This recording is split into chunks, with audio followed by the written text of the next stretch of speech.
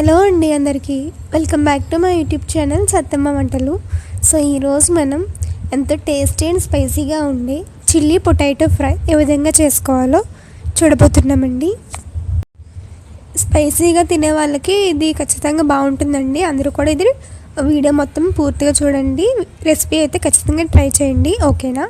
So first అయితే మనం ఒక మూకుడు పెట్టేసుకున్నామండి. పొయ్యి మీద మూకుడు పెట్టేసుకుని ఫస్ట్ అయితే ఆయిల్ వేసేసుకుందాము. సో ఆయిల్ వేసుకున్న తర్వాత మిగిలింది స్టార్ట్ చేద్దాం.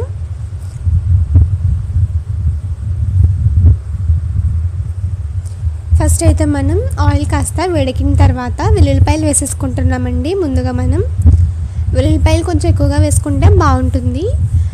అయితే మనం కాస్త చితగొట్టుకుని వెల్లుల్లిపాయలు వేసేసుకున్నాము. చితగొట్టుకోకుండా వేసుకుంటే మళ్ళీ అది నూనె పైకి తులుతూ ఉంటుందన్నమాట. సో అందుకని వెల్లుల్లి కాస్త వేగిన తర్వాత నెక్స్ట్ వచ్చేసి పచ్చిమిర్చి వేసుకుంటున్నాం మనం. సో పచ్చిమిర్చి మీకు ఎంత కావాలంటే అంత వేసుకోవచ్చండి. మళ్ళీ స్పైసీగా ఉంటుంది కాబట్టి మీరు ఎంత తినగలిగితే అంత. బట్ ఈ రెసిపీకి మాత్రం స్పైసీ అనేది ఉంటే బాగుంటుంది కాబట్టి చిల్లీ కాస్త ఎక్కువగా వేసుకుంటే బాగుంటుంది అనమాట.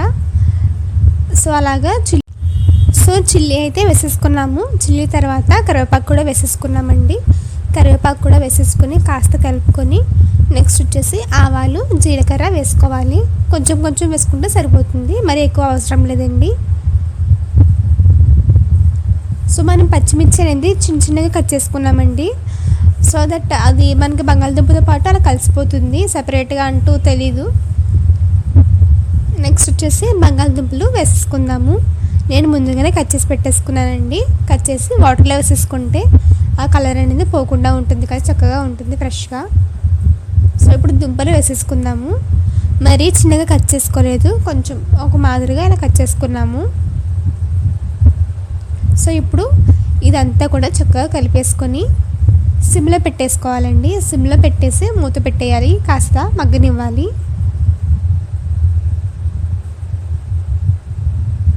సో ఇప్పుడు మనం దీంట్లోకి కాసంత పసుపు వేసుకుందామండి. సో మనం పసుపు సాల్ట్ ఇవి వేసుకున్నా కన్నా మగ్గించుకోవచ్చు, లేదంటే మగ్గించుకున్నా కన్నా లాస్ట్లో అన్నా వేసుకోవచ్చు. అంటే కొంచెం మిడిల్ ప్రాసెస్లో ఉన్నప్పుడు ఎలా అన్నా ఓకే. మనం పసుపు అయితే వేసుకున్నాము. నెక్స్ట్ కొంచెం సాల్ట్ కూడా వేసేసుకుందాము, ఎంత కావాలితే అంత.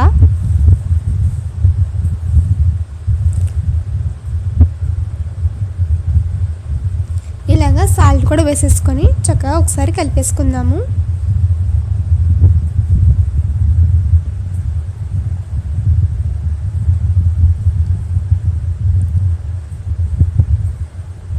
ఇప్పుడు మనం దీని మీద మూత పెట్టేసి సిమ్లో ఉంచాలండి.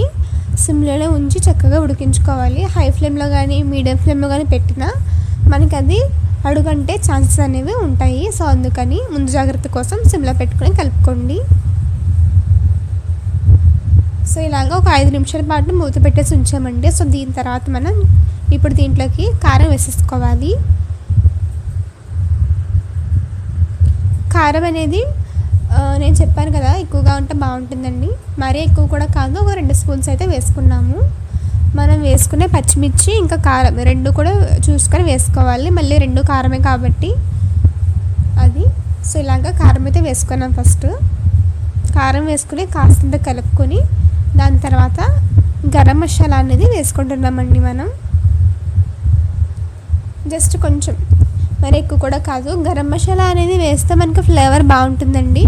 సో నేను కూడా ఈ ప్రాసెస్లో ఫస్ట్ టైం చేశాను, చాలా బాగుందన్నమాట టేస్ట్ అనేది. కావాలనుకుంటే మీరు దీంట్లో ఎండుమిర్చి కూడా వేసుకోవచ్చండి. స్టార్టింగ్ తాలింపు పెట్టుకున్నప్పుడు నా దగ్గర లేదు కాబట్టి వేయలేదు, ఉంటే వేసుకోండి, బాగుంటుంది. సో ఇప్పుడు దీన్ని చక్కగా కలిపేసుకొని కొంచెం వాటర్ వేసుకోవాలండి. సో నేను చూపించడం మరీ తక్కువగా చూపించాను, ఇంకొంచెం ఎక్కువగానే వాటర్ వేసుకోండి. వాటర్ వేసుకొని సిమ్లో ఉంచేసి మూత పెట్టేయండి. ఒక 5 నిమిషాలకు ఒకసారి కలపండి, అంతేనండి. చక్కగా మనకి బంగాళదుంప కూడా ఉడుకుతుంది. జనరల్గా కారం వేస్తే ఉడకదని అనుకుంటారు కదా, కానీ ఇక్కడ మనం కారంతో పాటు వాటర్ కూడా వేస్తున్నాం కాబట్టి చక్కగా ఉడుకుతుంది. సిమ్లో పెట్టేసి ఉడికించుకోవాలి. మనకి ఆ వాటర్ అనేది ఇంకిపోతుంది. అలానే చక్కగా దుబ్బ కూడా ఉడుకుతుంది అనమాట. సో అలా అయ్యేంత వరకు ఇలాగా మనకి పొడి పొడిగా అయ్యేంత వరకు చక్కగా కలుపుకుంటూ ఉండాలి, అంతేనండి.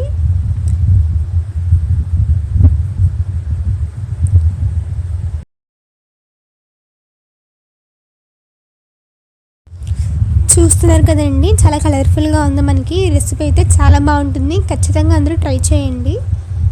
సో ఇప్పుడైతే మనం ఫైనల్గా కొత్తిమీర వేసేసుకుందాము. కొత్తిమీర వేసేసుకొని గ్యాస్ కట్టేసుకోవడం, అంతేనండి. మనకి చిల్లీ పొటాటో ఫ్రై అనేది రెడీ అండి. సో ఈ వీడియో కనుక మీకు నచ్చితే ప్లీజ్ అండి ఛానల్ని సబ్స్క్రైబ్ చేయడం మర్చిపోవద్దండి. థ్యాంక్